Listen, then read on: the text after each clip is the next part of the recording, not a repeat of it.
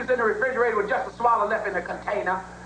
Bill, why'd you leave me the hell alone? But that don't make no sense. You should have just finished it. Don't put it back in the refrigerator with just a swallow in the container.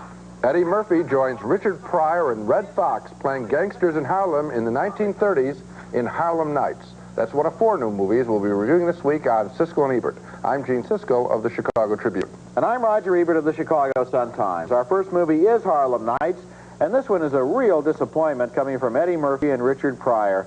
A recycled collection of 1930s gangster cliches that's like stuff we've seen 100 times before. The movie stars Pryor as the owner of a successful Harlem nightclub in the 30s, and Murphy is his adopted son. The club is so successful that a rival mobster named Bugsy Calhoun sends his sexy girlfriend by to check it out. What would a woman that fine want in a big, fat, nasty, greasy, fat, stank, bloated, cheesy, back 12 sandwich-eating bastard? What does she want with it? Oh, she likes fat guys. Bugsy the gangster wants a piece of the action, and Murphy wants to fight back, but Pryor has a cooler head.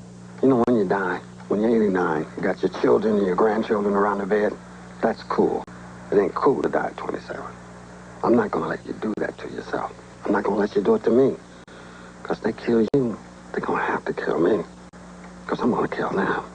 Taking care of business includes riding herd on the resident madam, played by Della Reese. So, baby, how are we doing now? We made about 200. How they only make $200? I don't never say nothing to you when the crap table and the bar come up short. Because the bar and the crap table never come up short, just the girls. Are you saying I'm stealing? You in charge of the girls, right? I am in charge of the girls. Are you in charge of the girls? I am in charge of the girls. Either you or them got a problem with their arithmetic. Red Fox has a supporting role in the movie as a nearsighted croupier. Where's the hash? In the middle cabinet on the 3rd shelf. That's not hash, it's tuna fish. Look, make some tuna then. You got to do something about them eyes, Benny. You got my mouth all ready for hash and eggs, and you ain't got no hash. Almost everything in this movie is borrowed from other places, from old gangster movies, from the Cotton Club, from standard Damon Runyon stories. The only thing that's a little original is that nobody in this movie talks as if it's really 1938. The dialogue is distractingly filled with 4- and 12-letter words that sound at home in the nightclub acts of Pryor and Murphy, but in this movie, they only indicate that they don't really want to make a period picture. They just want to dress up in old clothes, ride around in old cars, and do their thing. I know that Eddie Murphy is the #1 box office star in America right now, but sooner or later, his reputation is not going to be enough to carry turkeys like this.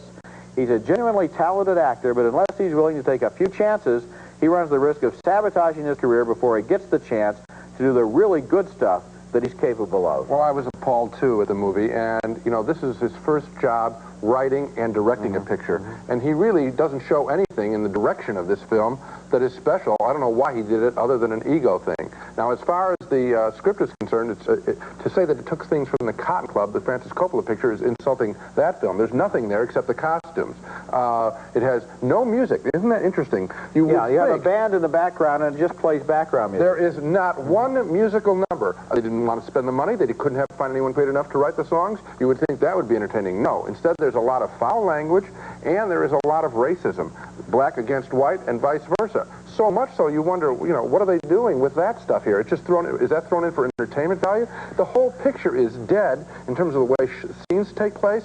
They go on, and then you're waiting for something to happen. Every once in a while you get a scene that is obviously there only because it's the sign of amateurish writing, is that he puts a scene in just to explain something that couldn't be explained any other way. So everybody gets together and talks about something so that you will know some plot point that isn't interesting anyway. I think the key thing that Murphy has to ask himself about this script that he wrote is, if somebody else wrote it and submitted it to him, would he have wanted to film it? Yeah. And the answer would be, no, it would go right into the circular file because it's a totally unoriginal, uninventive, uncreative, and unfunny collection of recycled cliches. I just want to reemphasize how dreary the picture is to watch. There's so much hate on the screen. Hate white, hate black. I just caught me totally by surprise. Hate women, too. Because unless I miss somebody, there's not a single woman in this movie who is not a prostitute. Or a madam. Or a madam. And that isn't even looked at in a negative way. That's just doing business. And at one point, Eddie Murphy actually shoots through the head a girl who has just made love to him and who is still in bed with him just before she was going to try to kill him. This is really negative, bad vibration kind of stuff. How anybody thought it belonged in a comedy, that it was funny, shows really twisted values. Yeah, I feel sorry for young people who go to see it because Eddie Murphy is their hero. Coming up next, The Little Mermaid, the new Disney animated feature film based on a fairy tale by Hans Christian Andersen. I want to be where the people are. I want to see them dancing. Unusual. Highly unusual. Why the unusual public reaction to Tropicana Twister? It's not in the natural scheme of things. Tropicana Twister, flavor combinations Mother Nature never dreamed of. Deliciously tempting. We avoid temptation. Exciting. Weird. Flavors like orange, strawberry, banana. Sounds pretty good. Put it out of your mind. Tropicana Twister, flavors Mother Nature never intended, but should have. It's from aliens. Asylum.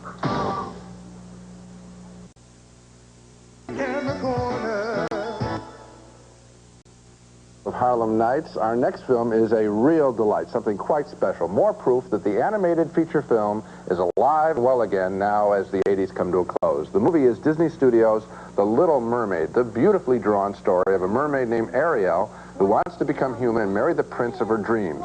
The film is full of good songs, and here's the mermaid singing about her life's desire to shed her tail fin. Flipping your fins, you don't get too far. Legs are required for jumping, dancing, strolling along down a... What's that word again? Street. Up where they walk, up where they run, up where they stay all day in the sun. Some of the sea creatures, especially a crab with a reggae beat, think that life under the sea is just fine. This is the film's best musical number. Under the sea, darling, it's better down where it's wetter. Take it from me. Up on the shore, they work all day. Out in the sun, they slave away. While we're devoting good and floating under the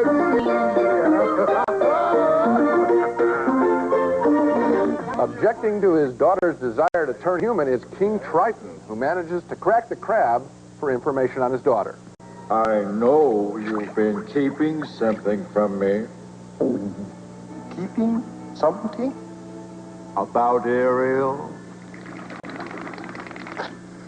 Ariel? In love? The force of evil in the story, and she is magnificently drawn, is the sea witch Ursula, who persuades Ariel to make a deal.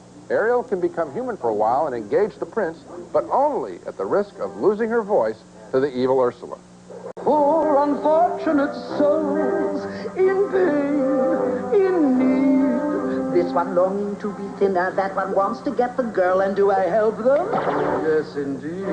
This whole film is a delight. I have nothing but compliments for The Little Mermaid. The drawing is rich, especially with so many scenes underwater. When I look at all those bubbles there, I'm glad they took the time, the money to animate all those bubbles. They're fabulous. You know, think of underwater sequences, the water rushing by in Bambi and the little bowl in Pinocchio. The water can really make an animated film important. The story is tightly told. Credit writers, directors John Musker and Ron Clements for all that. They also did the entertaining animated picture of The Great Mouse Detective. The music is superior here, created mostly by Howard Ashman and Alan Menken, who did The Little Shop on Horrors. You know, with animated pictures, the picture's the star. And the names ever don't get told until maybe a generation later when we start to hear of these heroes of animation. So let's name some of these people now. And I think they've also created a classic character in that little crab named Sebastian. I think he could have a life a bit like Jiminy the Cricket. And best of all, this is a film for all ages. Young kids, I think, will find the picture not frightening too much, and it is witty, witty, witty. I agree with you. I enjoyed it from beginning to end. I enjoyed everything about it, including the music. And oftentimes in modern-day animated songs, the music has sounded just like music with words. The music in this song, in this movie, is terrific, especially that reggae number, Under the Sea. Right. It's music like the great Disney music of the past, When You Wish Upon a Star and Zippity Doo-Dah, stuff like that. This movie bears comparison with the great Disney classic. This really is a movie as good as those great movies from 30, 40, 50 years ago that we keep comparing modern-day animated films to negatively. This returns to the great tradition, and I liked everything about it. But I think the thing I liked the best was the character is active. She's not just a little girl that things happen to. She's up there. She's going to go to the surface. She's going to find her prince. She's going to take care of business, and so you can really identify with it. Also, there were no duds. I mean, it wasn't cheaped out in any way. The drawing of the King Titan, her father, Triton, is really good. That Ursula the Witch is a fabulous concoction. She is right up there with the great villainesses of the past, with the evil stepmother, with the witch. Yeah. She's in that category. She's a bad lady. Yeah, but it's a very good film. Coming up next, 6 women are the best of friends in Steel Magnolias, about Southern belles who are stronger than they look. The only thing that separates us from the animals is our ability to accessorize. Our next movie is Steel Magnolias, based on the successful stage play about 6 Southern women who like to gossip and hang out at the beauty parlor, but who are maybe just a little bit tougher than they look. The casting makes up an intriguing roll call of interesting actresses, and you can see most of them in this scene, where Shirley MacLaine quizzes Daryl Hannah about her marital status, while Dolly Parton, Olympia Dukakis, Sally Field, and Julia Roberts try to eavesdrop on every word. Are you married or not? These are not difficult questions.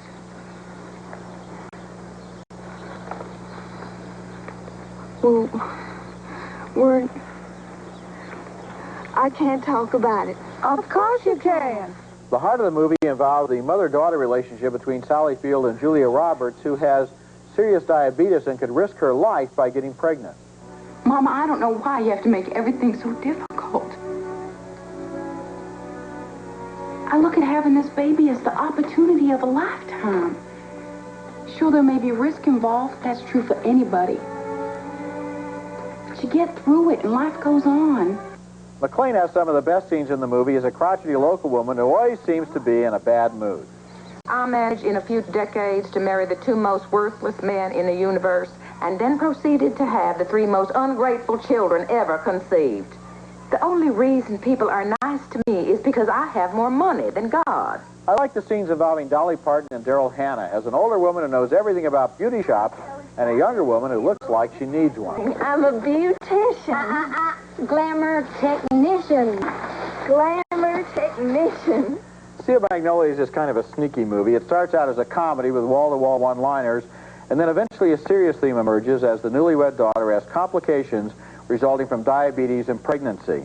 Now, I could never really believe that all of these women could be so effortlessly funny and sarcastic and have perfect timing and always say the right thing exactly on cue, like Southern belles doing stand-up, but I didn't mind because it was fun listening to them. The final scenes of the movie are intended to be tearjerkers, and they do work, especially a couple of heartfelt speeches by Daryl Hannah and Sally Field. And I think this movie's secret ambition is to be a little like Terms of Endearment. Well, it's not anywhere near that good, but it is entertaining, and it sure does have a lot of quotable dialogue. My criticisms are exactly the ones that you said, only I feel more strongly, and I don't recommend the picture. I think it is Southern belles doing stand-up, except that the centerpiece of this film, unlike Terms of Endearment, where the disease that Deborah Winger contracted was sort of an add-on and wasn't really critical to the beauty of that story or to the relationships depicted. Oh, I disagree with your entire interpretation of Terms of Endearment. Wait a second. But go ahead.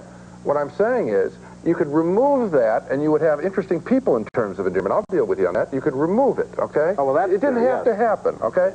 Here, what happens medically has to happen because it's really the guts of the story, the way it is constructed. I never saw it on stage. I'm saying, as a film, it is the back half of this whole movie, and that is unfortunate because it's so apparent what's going to happen. It's so well foreshadowed that everything that spins off of it seems manufactured, and so I see manufactured comedy followed by manufactured drama. Well, this movie is a manufactured movie. It's a manipulative movie. All I'm saying is that, first of all, it has 6 really good actresses who are really good individually and with each other, and they're given some really witty dialogue. For example, Dolly Parton saying that one of the things that sets us apart from the animals is our ability to accessorize. Now, that's a funny line, and there are other funny lines in the movie. And so I enjoyed it on that level, while at the same time agreeing with a lot. In a sense, we saw the same movie. It's just that I liked it more than you did because I liked what was there. you didn't like the I fact didn't like that what was there, right? Well, then we didn't see the same movie. No. Okay. Don't try and find a middle ground here. I wouldn't recommend this picture to a friend. I thought that there were individual moments, a couple. Dolly Parton, I think, hit everything perfectly. Well, okay, let me. She hit everything perfectly, but then Shirley MacLaine is trotted out as a curmudgeon all the time. She's fine. She's fine. She's wonderful. No. But, she's a wonderful actress, yes, but she's good what in this she's movie. forced to do. What I was reminded of as I saw this movie was the fact that Dolly Parton, who has been used rarely in the movies and sometimes completely wrongly, like in Best Little Whorehouse in Texas, is a wonderful movie comedian. I wish we saw her 2 or 3 times a year. I know that at Oscar time, Sally Field was going to get an Oscar nomination because she has the most emotional role. Well, I'll tell you, the best performance in the picture, I thought, was Dolly Parton's. I think she is a special talent, and it's good to see her used that way. No, not so much so for the film. I didn't care for it. I think you're right. Coming up next, Meg Tilly is at the center of sexual intrigue among French aristocrats in Valmont. Ready? Yeah? Now let go. Century France is last year's hit Dangerous Liaisons. In fact, it's based on the same book, and Valmont is the name of one of the key players, an inveterate womanizer. Colin Firth plays Valmont, and here he tries to get under the skin of Meg Tilly, a seemingly happily married woman, eventually quite undone by his approach. I'm in love. You're in love? Yes. Then why aren't you with her? I am with her. I'm talking to her right now.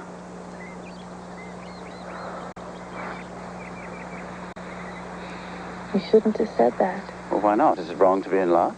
No, as long as the feeling's mutual and legitimate. Does that mean you don't love me? Of course I don't love you.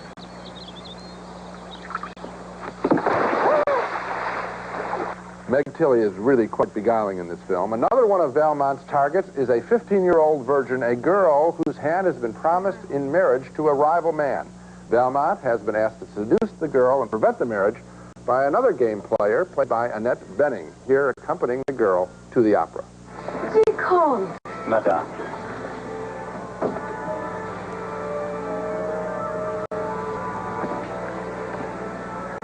Mademoiselle.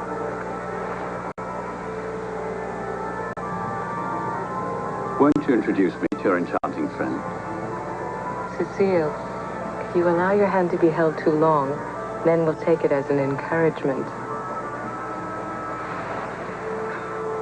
Eventually, the film turns into a love quadrangle among Valmont and 3 women. If you had your choice of all the ladies present, in whose arms would you spend the night?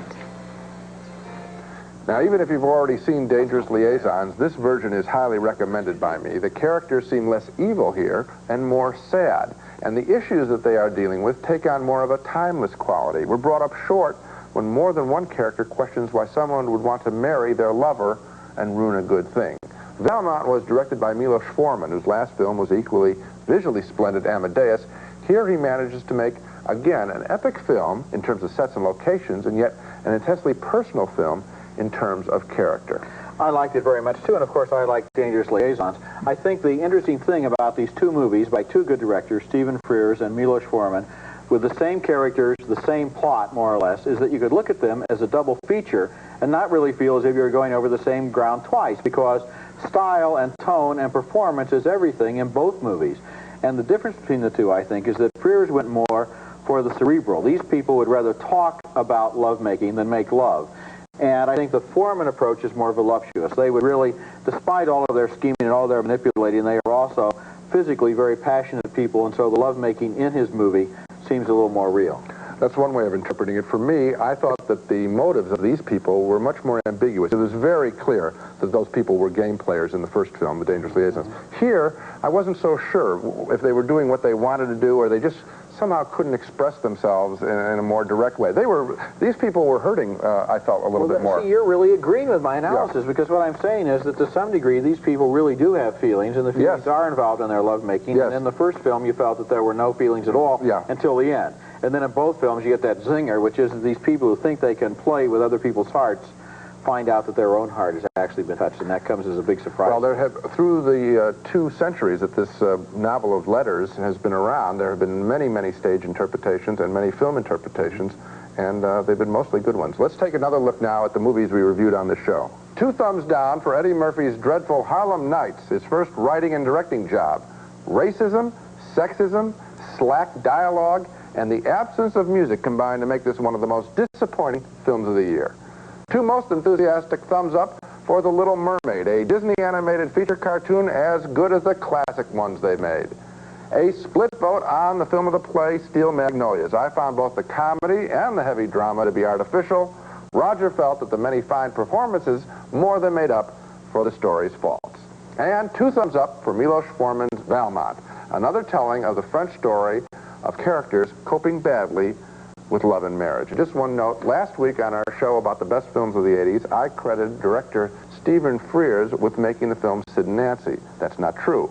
It was Alex Cox who made that film, and I credit to Alex Cox, although Stephen Frears is a fine director in his own right. Yes, he is. And of this week's shows, I think that the one I really liked the most was The Little Mermaid, and I was surprised because even though I've liked some of the other recent animated films, this one goes over the top. This is in a category above anything that I've seen in a long time. And what's so exciting is, I'm sure it'll be a big hit, and so now with Roger Rabbit and with this picture, we're really going, as we enter the 90s, we're really going to see the resurgence of animated films, and that's exciting. And you have All Dogs Go to Heaven opening up within the next week. Well, I'll reserve my comments for that next week. Okay, well, I will too. That's it for this week. Next week we'll be back to review Back to the Future Part 2, starring time travelers Michael J. Fox and Christopher Lloyd, and All Dogs Go to Heaven, an animated adventure about some criminal canines, one of them featuring the voice of Burt Reynolds. That's next week, and until then, the balcony is closed.